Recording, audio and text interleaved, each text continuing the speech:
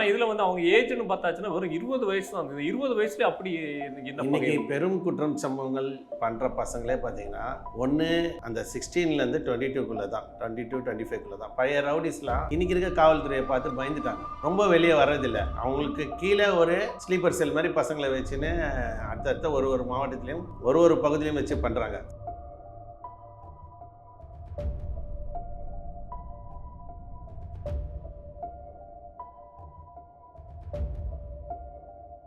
செத்த பையனும் பாவம், சாகடிச்சா பாருங்க அவனும் பாவம் தான். ஒரு மோட்டிவேஷன், ஏரியாக்குள்ளே யார் பெரிய ஆள், காசு நம்மளுக்கு கிடைக்கும், இப்படி ரவுடிசத்தை இனிமேல் வளர்க்கலாம்னு நினைக்கிறாங்க. ஆனால் நீ ரவுடிசத்தெல்லாம் 50% ஏற கட்டிட்டாங்க. காலப்போக்கத்தில் எப்பயுமே ஒரு ரவுடிசத்தில் ஒரு இது இருக்குது. ஒன்று எதிரி கையால் சாகணும், இல்லை கூட்டாளிங்க கையிலே சாகணும். அதை நான் ஆரம்பத்திலே நிறைய விஷயம் சொல்லியிருக்கேன். ஒரு கொலை பண்ணுறான்னா அந்த கேஸில் ஒரு 10 பேர் விழுறாங்கன்னா அண்ணன் தம்பி தான். அந்த மாதிரி ஒரு 10 கொலையில் வீழ்ந்துட்டவனே இந்த கொலைகார பசங்களுக்கு எல்லாருக்குமே ஒரு விஷயம் இருக்குது, தனக்குள்ள ஒரு மமதை வரும், நீ பெரிய ஆளா நான் பெரிய ஆளா.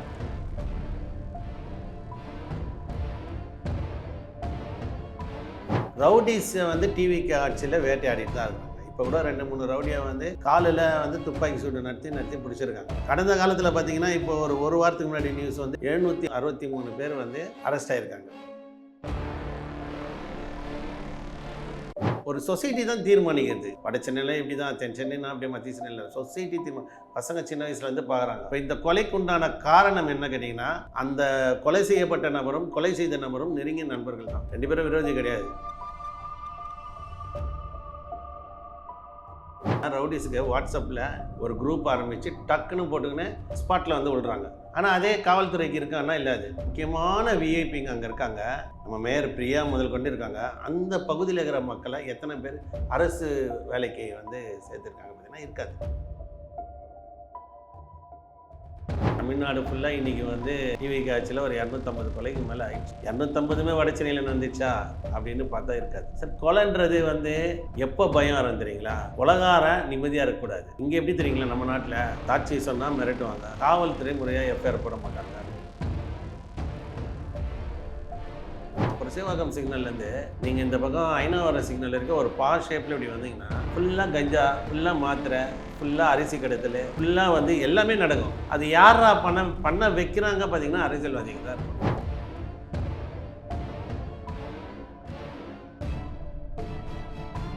எப்போ வந்து ட்ரை பண்ண போறீங்க? சோழன் மேஸ், அசோக் நகர், வேளச்சேரி, அண்ணா நகர், பெருங்குடி மற்றும் Parrys corner. Meriba paneer soda, I trust Meriba. Reflect நேயர்களுக்கு வணக்கம். இன்று நம்மோடு நேர்காணல் சமூக செயற்பாட்டாளர் அண்ணன் சசிகுமார் அவர்கள் நம்முடைய நேரார். அண்ணா வணக்கம். வணக்கம். சட்ட ஒழுங்கை காப்பாற்றுவோம் அப்படின்னு சொல்லி ஆட்சிக்கு வந்தாங்க. அவருடைய கொள்கையும் தலையாய கொள்கையாக இருந்தது சட்ட ஒழுங்கு தான்.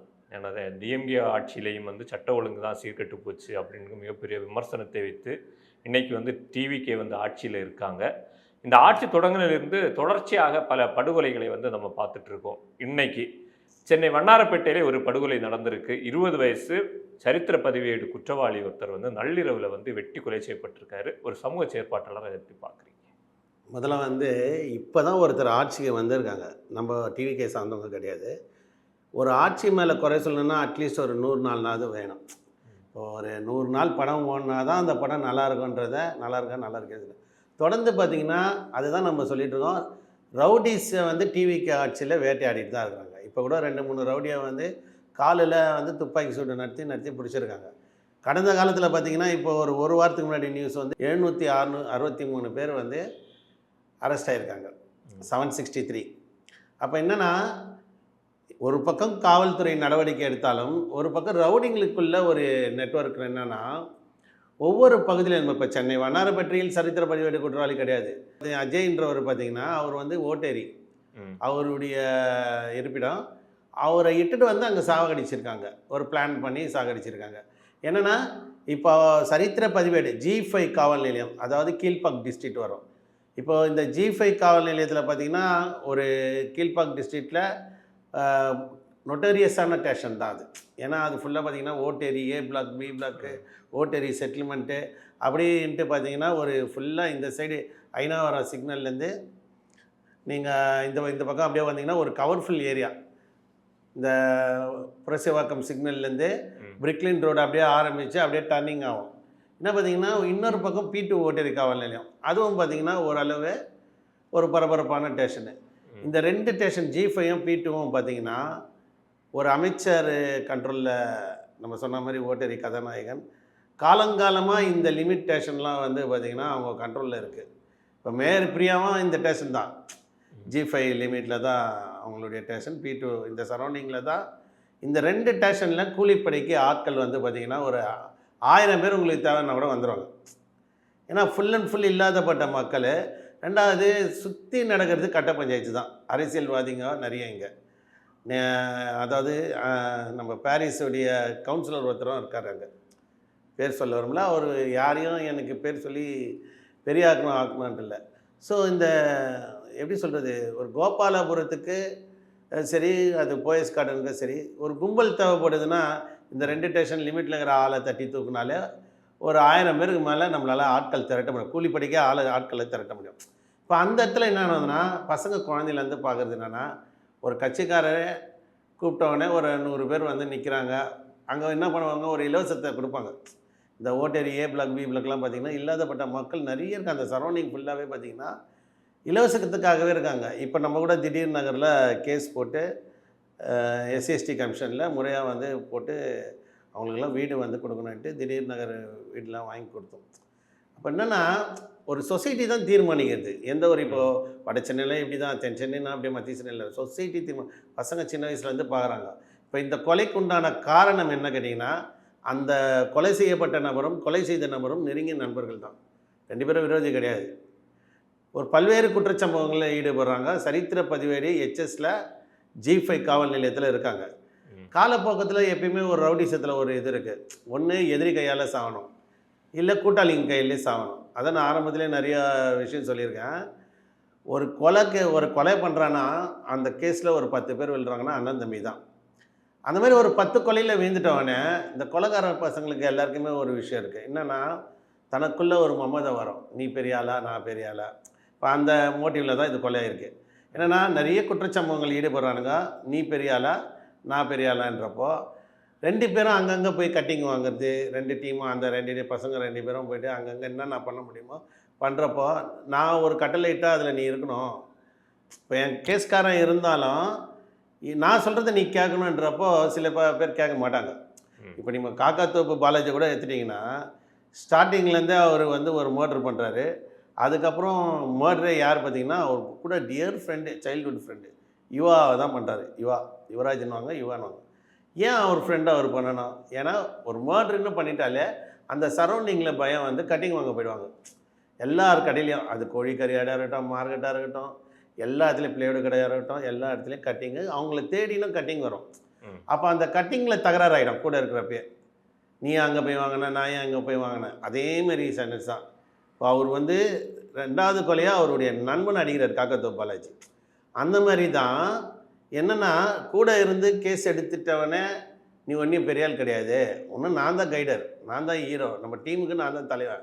அப்படி இருக்கிறப்போ எனக்குன்னு எவ்வளோ பசங்க உருவாக்கி வச்சுருக்கேன். இப்போ திடீர்னு நான் உன்னை வந்து ஒரு மதிப்பு மரியாதை கொடுக்குறேன்னா நீ எனக்கு ஈக்குவலாக ஆகக்கூடாதுன்ற ஒரு மமதை வந்து எல்லாருக்குமே வந்துடும். இப்போது நம்ம ஓப்பனாக பேச போனால், நம்ம வேசர்படியில் இவர் நாகேந்திரன் கூட பார்த்திங்கன்னா, பொக்கரவி அவர் வந்து தமிழ்நாட்டிலே நம்பர் 1 சொல்லலாம். ஏன்னா அவர் பண்ண கொலைகள் ஒரு 3 கொலை வேசர்படி நாகேந்திரனுக்கு அச்சு குத்துறாரு. அதுக்கப்புறம் தான் அவர் காக்கத்தோப்பு பாலாஜிக்கிட்ட போயிருக்கார். ஏன்னா ஒரு 3 கொலை பண்ணவொடனே இவர் மேலே அனுப்பிச்சிடுவார். நாகேந்திரன் வந்து வைக்க மாட்டார். போஸ்ன்னா ஷேர், போஸ்ன்னு கேட்டால் அப்படியாப்பா சரி வீட்டுக்கு போனார். வீட்டுக்கு போய் உட்காந்தவொடனே ஆளுங்க வந்து வெட்டி சாய்ச்சிடுவாங்க. அதுதான் அவர் ஸ்டைலு. அதேமாரி தான் இந்த பையனை இவங்க என்ன பண்ணுறாங்க, ஹோட்டலில் இருக்காங்க, நல்ல ஃப்ரெண்ட்ஸுங்க, ஒரு நிறைய கேஸில் விழுறாங்க. இவங்களுக்குள்ளேயே யார் பெரிய ஆளுன்றப்போ ஒரு பிளானு. 2வது அவங்க ஏன் தண்டையார்பேட்டைக்கு வந்தாங்கன்ட்டு காவல்துறை வந்து விசாரிச்சுக்கிறாங்க. மெயினாக அவங்க தண்டையார்பேட்டைக்கு காரணம், தண்டையார்பேட்டைனா நம்ம பிரிட்ஜ் ஏறி இறங்கி யூட்டர்ன் அடித்து இது போகிறது கிடையாது. H1 பிரிட்ஜு கீழே மின்ட்டு கீழே H1 காவல் நிலையம், தண்டையார்பேட்டை காவல் நிலையம். அது வண்ணாரப்பேட்டை காவல் நிலையம் சொல்லுவாங்க, ஆனால் தண்டையார்பேட்டைன்றது அதில் போட்டிருக்கு வண்ணாரப்பேட்டை காவல் நிலையம். இந்த காவல் நிலையத்துக்கு உட்பட்டு புதுசாக ஹவுசிங் போர்டு இந்த சுடுகாட்டில், மூலக்கோத்திர சுடுகாட்டில் ஓப்பன் பண்ணியிருக்காங்க. அதில் பார்த்தீங்கன்னா அதிகப்படியான கஞ்சா வந்து சில நபர்கள் வந்து அந்த ஹவுசிங் போர்டு பேரை கெடுக்கிறதுக்கு வந்து விற்கிறாங்க. ஸோ இந்த ஓட்டேரியிலேருந்து இங்கேருந்து வாங்கிட்டு போய் ஓட்டேரியில் விற்கணுன்றதுக்கோசம் தான் போயிருக்காங்க அந்த பசங்க. அதில் ஒரு 4 பேரில் இதில் ஒருத்தர் போயிருக்காங்க. அங்கே இட்டு போய் சமரசம் பேசுகிறேன்ட்டு இட்டுன்னு போயிட்டு கூட ஒரு திருநங்கையும் வந்திருக்காங்க. விட்டுட்டு வரலாம் வான்ட்டு அவங்கள இட்டுன்னு போய் விடுற மாதிரி விட்டுட்டு வர வழியில் இந்த பையனை போட்டு சாகடிச்சிருக்காங்க. யார் பெரியவங்க அப்படிங்கிற ஒரு யார் பெரிய ஆனா இதுல வந்து அவங்க ஏஜ்னு பார்த்தாச்சுன்னா வெறும் 20 வயசு தான். அந்த 20 வயசுல அப்படி என்ன இன்னைக்கு பகை? பெரும் குற்றம் சம்பவங்கள் பண்ணுற பசங்களே பார்த்தீங்கன்னா ஒன்று அந்த 16லேருந்து 22க்குள்ளே தான், 22, 25க்குள்ளே தான். பழைய ரவுடிஸ்லாம் இன்றைக்கி இருக்க காவல்துறையை பார்த்து பயந்துட்டாங்க, ரொம்ப வெளியே வர்றதில்லை. அவங்களுக்கு கீழே ஒரு ஸ்லீப்பர் செல் மாதிரி பசங்களை வச்சுன்னு அடுத்தடுத்த ஒரு மாவட்டத்துலேயும் ஒரு பகுதியிலையும் வச்சு பண்ணுறாங்க.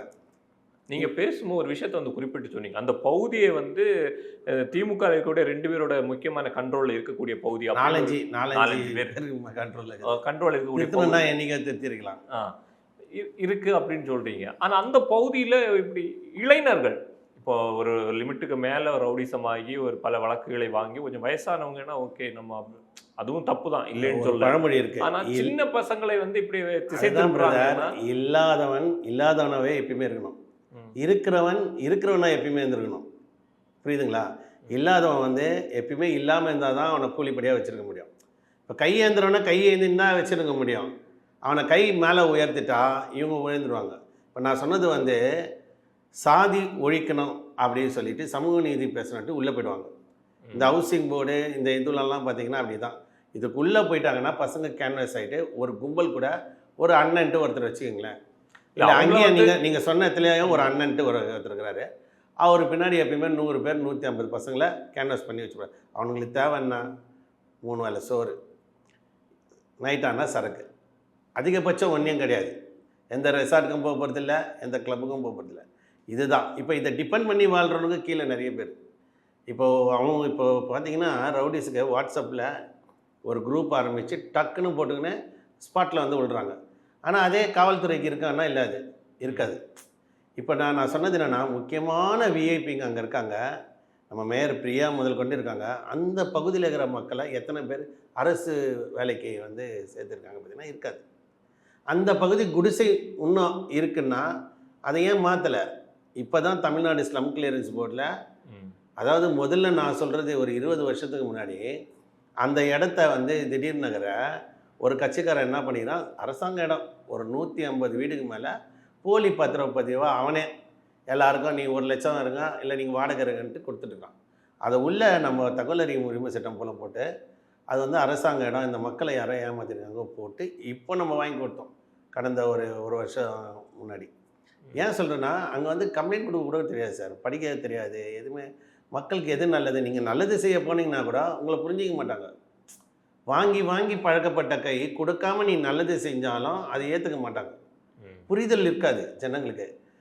இவங்களுக்கு தெரியும் எந்த நேரத்தில் அவனை கூப்பிடலாம், எவனுக்கு பிரச்சனை இருக்கும். இப்போ நான் சொல்கிறது என்னென்னா, டாஸ்மார்க் கடை எண் 380 அதுவே நம்ம தான் வந்து மூடணும். ஓட்டேரி பிரிக்லைன் ரோட்டில் அந்த கடையுடைய பாரை மூடணும். அந்த பார் நடத்துனது அவர் உறவினர் தான், அமைச்சருடைய உறவினர் தான். அதை கேஸ் போடுறோம். இன்ஸ்பெக்டர்லேருந்து டிசி, ஏசிலேருந்து இவ்வளோத்துக்கு டிசி ஆஃபீஸ் எதிரிலே, அதுக்கே நம்மளுக்கு 1008 தட்டங்கள் வந்தது. இப்போ இந்த மாதிரி ஏரியாவில் பொறுத்த வரைக்கும் நீங்கள் உண்மையிலே சொன்னீங்கன்னா பாவப்பட்ட மக்கள் தான் இவங்க. அவங்கள குற்றம் சொல்ல முடியாது. அவங்களா திருந்தினால் மட்டுமே எது நல்லது எது கெட்டது தெரியும். இப்போ இன்றைக்கி கூட செத்த பையனும் பாவம், சாகடிச்சா பாருங்க அவனும் பாவம் தான். ஒரு மோட்டிவேஷன், ஏரியாவுக்குள்ளே யார் பெரிய ஆள், காசு நம்மளுக்கு கிடைக்கும், இப்படி ரவுடிசத்தை இனிமேல் வளர்க்கலாம்னு நினைக்கிறாங்க. ஆனால் நீ ரவுடிசத்தெல்லாம் 50% யாரை கட்டிட்டாங்க. நான் சொல்கிறது அபோவ் 30க்கு மேலே பழைய ரவுடிங்கெல்லாம் இனிமேல் நம்ம ரவுடிசம் பண்ணால், அன்றைக்கி வந்து நெட்வொர்க்லாம் கிடையாது காவல்துறைக்கு, அன்றைக்கி இன்ஃபார்மர் கிடையாது. இன்றைக்கி வந்து ஒரு விஷயம் ரோட்டில் நடந்ததுன்னா, இப்போ நம்ம காணொலியில் கூட பாருங்கள் அந்த வீடியோ நீங்கள் பார்த்த வீடியோவில் உடனே வீடியோ எடுத்து டெலிகாஸ்ட் பண்ணிடுறாங்க, யாருக்கும் வாட்ஸ்அப் குரூப்பில் ஆரம்பிச்சிடுறாங்க. அன்றைக்கெலாம் அப்படி கிடையாது. ஸோ காலம் போக போக சட்டம் ஒழுங்கு எப்படின்னா ஊடகத்தில் வந்துடுது. போலீஸே நடவடிக்கை எடுக்கலைனாலும் ஊடகத்தில் வந்துடுது. இப்போ டிவிக்கு ஆட்சியும் அப்படி தானே வந்தது. இன்ஸ்டாகிராமு இது விளம்பரம் பண்ணி வந்தது. இவங்களுடைய செயல்பாடுன்றது 100 நாள் கூட இல்லாமல் டிவிக்கு ஆட்சியில் எப்படி இருந்துச்சு? டிவிக்கு ஆட்சியிலன்னா 70 ஆண்டு காலமாக திராவிடல 2 திராவிடமும் என்ன பண்ணியிருந்தாங்க? அதில் 35 வருஷம் திமுக வண்டி ஆடினாங்க. இந்த ஏரியாவெல்லாம் ஏன் க்ளீன் ஆகலை? சமூக நீதி பேசுனாங்க. இவ்வளோத்துக்கு இப்போ ஸ்பாட் வந்தது வந்து பார்த்திங்கன்னா மேயர் பிரியா ஏரியா, அந்த ஏரியா தான் G5 லிமிடெட். அதெல்லாம் வந்து அவங்கெல்லாம் அந்த மக்கள் அப்படி தான் இருக்கணும்ன்ட்டு முடிவு பண்ணுறது கட்சிக்காரங்க தான். அந்த பகுதியில் இருக்கக்கூடிய கட்சிக்காரங்க தான். இவங்க மாற்றக்கூடாது, இப்பா இவனை திருத்த முடியாதுப்பா, அப்படியே விடுப்பா, இன்னும் 2 கேஸ் போட்டுக்குப்பா அப்படின்வாங்க. காலங்காலமாக கஞ்சா வாங்கிட்டு போகிறவங்க மேலே கேஸ் போடுறீங்க. கஞ்சா விற்கிறவனும் அதே சமூகத்தை சேர்ந்தவன் தான், கஞ்சா வாங்குறவனும் அதே சமூகத்தை சேர்ந்தான். ஆனால் இவனுக்கு மேலேருந்து வர வச்சது யாருன்னு இது வரைக்கும் சொல்ல மாட்டாங்க. ஒரு மெயின் டீலர் யார்? இவனால தான் ஓனர் வந்து விற்கிறாரு. ஒரு கல்லா சொல்லுவாங்க, கல்லா போகிறதா அதே ஊரை சார்ந்தவன் தான். அந்த ஊரை சார்ந்தவன் வெளியில் வந்து போட விற்க முடியாது. இப்போ கள்ளச்சந்தையில் மது விற்பனை பண்ணால் கூட ஊருக்குள்ளே கட்சி வளரணும்னு ஒரு போஸ்டிங்கை கொடுத்துட்டு பண்ணுறாங்க. இப்போ அந்த கல்லா போட்டது யார்? இப்போ அந்த கல்லா போட்டாங்க வச்சுங்களேன், ரவுடி பசங்களுக்கு ஒரு அமௌண்ட்டு போகும், போலீஸுக்கு மாதம் ஒரு 50,000 போகுது வச்சுங்களேன், ரவுடி பசங்களுக்கு மினிமம் ஒரு 25,000 போகும். அந்த 25,000 யார் வாங்குறது? உங்கள் மேலே பயம் இருந்தால் தான் வாங்க முடியும். அண்ணன் ஒரு கொலை பண்ணிக்கிறாரு, 2 கொலை பண்ணிக்கிறாரு சொன்னால் தான் பயம் வரும். இப்போ கூட காவல்துறை ஒரு வாரத்துக்கு முன்னாடி 763 சொன்னோம் பார்த்தீங்களா, அதுக்கு முன்னாடி பிடிவாரண்ட் 4693 4693 பேர் அரெஸ்ட் பண்ணிக்கிறாங்க. அதாவது ஓன் பெயிலில் 10,000 கொடுத்து வாங்குறாங்க. ஏன்னா காவல்துறை நீதிமன்றம் வந்து பிடிவாரண்ட் போட்டிருக்கு, அதை பிடிக்கலன்ட்டு நம்ம தான் தகவல் அறிவு உரிமை சட்டத்தில் போட்டு 50,000க்கு மேற்பட்டவங்க இருக்காங்கன்ட்டு சொல்லி அந்த வாரண்ட் கேஸ் எல்லாம் போய் அட்டன் பண்ண சொல்லி சொன்னோன்னே ஒரு ஆளுக்கு 10,000 பாண்டு. அதை இட்டுன்னு வந்து வக்கீல் எழுதி கொடுக்கறதுக்கு ஒரு 2,000 3,000. அப்போ விட்னஸ் 2 பேர் ப்ரொசீட் பண்ணுறாங்க. ஒரு ஆளுக்கு 10,000னா 4,693 பேருக்கு எவ்வளோ அரசாங்கம் சம்பாதிச்சிருக்காங்க? இது ஒரு பக்கம் வருமானத்தை தேடி தான் நம்ம சந்தோஷம் தான் படுறோம். என்னென்னா கேஸ் அட்டன் பண்ண மாட்டுறாங்க, ப்ரீவியஸ் கேஸ் இருக்கும். இப்போ இந்த பையன் உண்மையிலேயே வந்து நம்மளுக்கு பரிதாபம் என்னென்னா 2 பேரையும் தான் பரிதாபம் பார்க்குறோம். ஏன்னா அந்த ஒரு ஏழையாக இருக்காங்க பசங்க, ஒரு புரிதல் இல்லை, சக கூட இருக்கிறவனே வெட்டுறான்னா இவன் நாளைக்கு என்ன பண்ண மாட்டான் அப்படின்ற ஒரு விஷயந்தான். நாளைக்கு ஒரு எம்எல்ஏ கொலை பண்ணுறதுக்கு இருப்பான், ஒரு கவுன்சிலர் கொலை பண்ணலான்னுவான், நாளைக்கு இன்னொரு கட்சி தலைவர்களையும் கொலை பண்ணலாம். கொலை செய்ய செய்ய அவங்களுக்கு வந்து பணம் ஜாஸ்தியாகிடும், அவங்களுடைய ரேட்டு தான் இப்போ ஏறுது. இப்போ என்ன ஒரு ஃபால்ட்டுனா, எங்கேயோ தண்டையார்பேட்டில் போயிட்டு இங்கே இருக்கிறோன்னு அங்கே சாதிச்சதாலும் அந்த ஸ்டேஷனுக்கு இப்போ வாண்டடு. இப்போ அந்த ஸ்டேஷனுக்கு அந்த லிமிட்டில் எதுக்கு இவங்க வராங்க? ஏதோ ஒரு கஞ்சாவோ இல்லை ஒரு மாத்திரையோ ஏதோ ஒன்று வாங்குறாங்க. அப்போ அங்கே எதுக்காக இவனுங்க வந்தானுங்க? அப்போ அந்த பொருள் அங்கே விற்கிறதால தானே இவனுங்க அங்கேருந்து இங்கே வரானுங்க. அந்த பொருள் ஏன் அங்கே விற்க விட்டாங்க? H1 ஸ்டேஷனில் 100% அந்த சரௌண்டிங் ஃபுல்லாக தேடுதல் வேட்டை இருக்குது. கஞ்சாலாம் பிடிச்சாங்க, இப்போ கூட சமீபத்தில் மாத்திரைலாம் பிடிச்சாங்க, பாராட்டுறோம். ஆனால் கவுண்டரை க்ளோஸ் பண்ண மாட்டுறாங்க. ஹையர் அத்தாரிட்டி வந்து சொல்லிட்டாங்கன்றதுக்கோசம் பிடிச்சிடுறாங்க, அதுக்கப்புறம் கவுண்டரை போட்டு விற்கிறாங்க. இப்போ அதனால் இன்றைக்கி ஒரு இன்ஸ்பெக்டருக்கு எவ்வளோ பெரிய அலிகன்ஸு, எங்கேயோ கிரானட் வந்து இங்கே சாவச்சிட்டா, அப்போ பயம் இல்லை, அந்த ஸ்பாட்டில் போய் அடிச்சிட்டாங்க. ஸோ ஓகே, நம்ம கடைசி வீடியோவில் தான் வந்து பேசணும், வட சென்னை வந்து ரவுடிகளின் கூடாரமாக மாறிட்டு இருக்கா அப்படிங்கிற மாதிரி நம்ம பேசணும். ஆனால் திரும்பவும் சென்னையில் இப்படி ஒரு சம்பவம் நடந்திருக்கு, வட சென்னையின் மீது மக்களுடைய பார்வை வந்து எப்படி மாறி? இல்லை, ஆக்சுவலாக இது வந்து மத்திய சென்னை கிட்ட வரும். இந்த கில்பாக் டிஸ்ட்ரிக்ட்ன்றது மத்திய சென்னை. அதாவது சென்னையில் எது நடந்தாலும் நம்ம வட சென்னையை நம்ம குறை சொல்ல முடியாது. எல்லா இடத்துலையும் தான், தமிழ்நாடு ஃபுல்லாக இன்றைக்கி வந்து டிவி ஆட்சியில் ஒரு 250 கொலைக்கு மேலே ஆயிடுச்சு. 250மே வட சென்னையில் நடந்துச்சா அப்படின்னு பார்த்தா இருக்காது சார். கொலைன்றது வந்து எப்போ பயம் வரும் தெரியுங்களா? கொலைகாரன் நிம்மதியாக இருக்கக்கூடாது. இங்கே எப்படி தெரியுங்களா, நம்ம நாட்டில் சாட்சியை மிரட்டிடுவாங்க, சாட்சி சொன்னால் மிரட்டுவாங்க, காவல்துறை முறையாக எஃப்ஐஆர் போட மாட்டாங்க. ஒவ்வொரு கொலைகாரன் பின்னாடியும் அரசியல்வாதிங்க இருக்காங்க. அதுக்கப்புறம் தான் அவனை அரசியல் கொலைக்கு தயார் பண்ணுறாங்க. அப்போ அவன் ஒரு கொலை பண்ணால் தான் எலிஜிபிள் ஆகிறான். ஒரு 307 ஒன்று பண்ணணும், ஒரு வெட்டினா தான் கட்சிக்காரன் கூட வச்சுக்கிறான். நான் சொல்ல நீங்கள் பண்ண மாட்டீங்க. நம்ம புரசைவாக்கம் சிக்னல்லேருந்து நீங்கள் இந்த பக்கம் ஐநாவரம் சிக்னல் இருக்க ஒரு பார் ஷேப்பில் இப்படி வந்தீங்கன்னா ஃபுல்லாக கஞ்சா, ஃபுல்லாக மாத்திரை, ஃபுல்லாக அரிசி கடத்தல், ஃபுல்லாக வந்து எல்லாமே நடக்கும். அது யாரா பண்ண வைக்கிறாங்க பார்த்தீங்கன்னா அரசியல்வாதிகள் தான் இருப்பாங்க. அப்போ அதை தடுத்து நிறுத்த வேண்டிய காவல்துறை வேடிக்கை பார்க்குது. ஏன்னா இப்போ வந்து நல்ல ஸ்டேஷன்னா ஒரு டி நகர் போட்டால் ஒரு வருமானம் இருக்கும், G5 ஸ்டேஷனில் என்ன வருமானம் இருக்கும்? இல்லாதவங்க தான் இருப்பாங்க. அவங்க அச்சிங்கன்னா தான் இவங்களுக்கு ஸ்டேஷனில் பஞ்சாயத்து, போலீஸுக்கே பஞ்சாயத்து அப்போ தான் வரும். 2 சைடு டீமை வந்து உட்கார வச்சிட்டாங்கன்னா 2 போர்த்த பார்ட்டிக்கும் வக்கீல் வருவாங்க, 2 பேர்கிட்டையும் ஒரு 10,000 வாங்கின்னு காம்ப்ரமைஸ் பண்ணலாம். எதனா ஒரு பஞ்சாயத்து வரணும்ல. காவல்துறையில் பஞ்சாயத்து. ஸோ அப்போது ஸ்பாட் வந்து இதுதான். இந்த 2 ஸ்டேஷனுக்கும் நல்ல ஒரு அரசியல்வாதிகளும் இல்லை, நல்ல காவல்துறையும் இல்லை. மேலே நல்லவங்க வந்தாலும் அங்கே தங்க விட மாட்டாங்க. எதுவுமே வாங்காதவனுக்கு நீங்கள் படுக்க மாட்டேன், மற்றவனையும் படுக்க விட மாட்டேன்ற மாதிரி ட்ரான்ஸ்ஃபர் வாங்கிடுவாங்க, ட்ரான்ஸ்ஃபர் கொடுத்துருவாங்க. அதனாலேயே என்னென்னா, இப்போ கட்சிக்காரங்க சொல்கிறது தான் செய்யணும். எனக்கு ஒரே ஒரு சிரிக்கிறதா இல்லை என்ன சிந்திக்கிறதா தெரில. அந்த டாஸ்மாக் கடையின் 380 பார் வந்து அன்டைம் ஒயின் ஷாப் மூடினோடனே நைட்டு 10 மணிக்கு மூடினோடனே ஓப்பன் பண்ணுறாங்கன்றதை சொல்கிறோம்.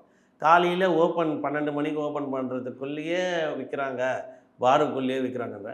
அப்போ வந்து இன்ஸ்பெக்டர் ரமேஷ் சார் இருந்தார் P2 ஹோட்டலில். சார் உங்களுக்கு தெரியாதா, என்ன பிரச்சனை உங்களுக்கு தெரியாதுன்னு. என்ன சார் பிரச்சனைன்னு. அரசியல் நெருக்கடி. அதாவது ஒரு 100 மீட்டருக்குள்ளே தான் ஸ்டேஷனு. ஸ்டேஷன்லேருந்து எட்டி பார்த்தா ஒயின் ஷாப் தெரியும். ஒயின் ஷாப்புக்கு பேக் சைடு அவர் வீடு, அமைச்சர் வீடு. அப்போது டிசி என்ன சொல்கிறாரு, சார் பொலிட்டிக்கல் ப்ரெஷர், நாங்கள் எப்படி சார் நிறுத்த முடியும். அப்போ முத்துக்குமார் சார் இருந்தார். என்னென்னா காவல்துறைகளே வந்து நாங்கள் என்ன பண்ண முடியும் கேட்குற அளவுக்கு இங்கே லா அண்ட் ஆர்டர் பொலிட்டிக்கல் பார்ட்டியால் கட்டப்படுது. கை காலெலாம் கட்டிடுறாங்க. ஒரு சாமானிய மக்கள் இருந்தால் அவன் கை காலை போலீஸ் கட்டுவாங்க. உயர் அதிகாரிங்க கை காலை அரசியல்வாதிங்க கையை காலை கட்ட. நீ என்ன தான் ஸ்டாரை கொடுத்துட்டு வா, இந்த வெள்ளை சட்டைக்கு நீ பயந்து தான் ஆகணும். அதுவும் அதிகார பவரில் இருக்க வெள்ளை சட்டைக்கு நீ கை கட்டி தான் ஆகணும். நிறைய போய் பாருங்கள். உதாரணத்துக்கு ஒரு ஐஜி ஆஃபீஸாண்ட கூட அவர் வீட்டுக்குள்ளே கூட ஏர் போலீஸ் உள்ளே போக முடியாது. நிஜமாக நீங்கள் ட்ரிப்ளிகனி போலீஸ் ஸ்டேஷன் எதிரில் ஐஜி குவார்ட்டர்ஸ் இருக்குது. அவங்க வீட்டு நாயை கூட வாக்கிங்கு ஒரு காவல்துறை அதிகாரி தான் எடுத்துன்னு போகிறாங்க. சார் இங்கே காவல்துறை உயர்மட்டத்தில் இருக்கிற அதிகாரிங்களே சக போலீஸை வந்து மதிக்க மாட்டாங்க. நாயை குளிப்பாட்டுறது, நாயை வாக்கிங் இட்டுன்னு போகிறது எல்லாம் போலீஸ் தான். அப்போ என்னென்னா நம்ம நாட்டில் சட்டன்றது சாமானிய மக்கள் மேலே தான் இருக்கே தவிர அதிகாரிகள் மேலேயும் அரசியல்வாதிகள் மேலேயும் கிடையாது. இன்றைக்கி உங்கள் சட்டம் என்ன தான் பண்ணணும். ஒரு எம்எல்ஏ மீது வழக்கு போட்டுட்டாங்க வச்சுக்கோங்க, வழக்கு ஒரு 4 செக்ஷனில் போட்டுக்கிறாங்க. இப்போ சொன்னாங்க உடனே போய் அரெஸ்ட் பண்ணுறாங்களா? அதுவே நம்ம மேலே உங்கள் மேலே ஏன் மேலேனா, நம்ம இல்லைன்னா நம்ம வீட்டில் இருக்கிறவங்களே இட்டுன்னு போயிடுவாங்க. இப்போ செந்தில் பாலாஜி தலைமுறை ஓகே, அவர் வீட்டாண்ட இருக்கிற காரை எடுத்துன்னு வந்து ஸ்டேஷனில் நிறுத்திடுவாங்களா? ஆனால் பார்த்தா நிறுத்த மாட்டாங்க. இதுதான் நம்ம நாட்டில் வந்து சட்டம் ஒழுங்கு யார் கண்ட்ரோலில் இருக்குதுன்னா அரசியல்வாதிங்க கண்ட்ரோலில் இருக்குது. எதுவுமே பண்ண முடியாது. நம்ம சொன்ன அந்த 2 ஸ்டேஷனில் நான் இன்றைக்கி கூட சொல்கிறேன், நீங்கள் எப்பயாவது கண்டிப்பாக அந்த பிரிக்லின் ரோட்டில் போய் பாருங்கள். வழி எங்கும் இந்த சாப்பாடு கடை வைத்துன்னு இருக்கிறாங்க.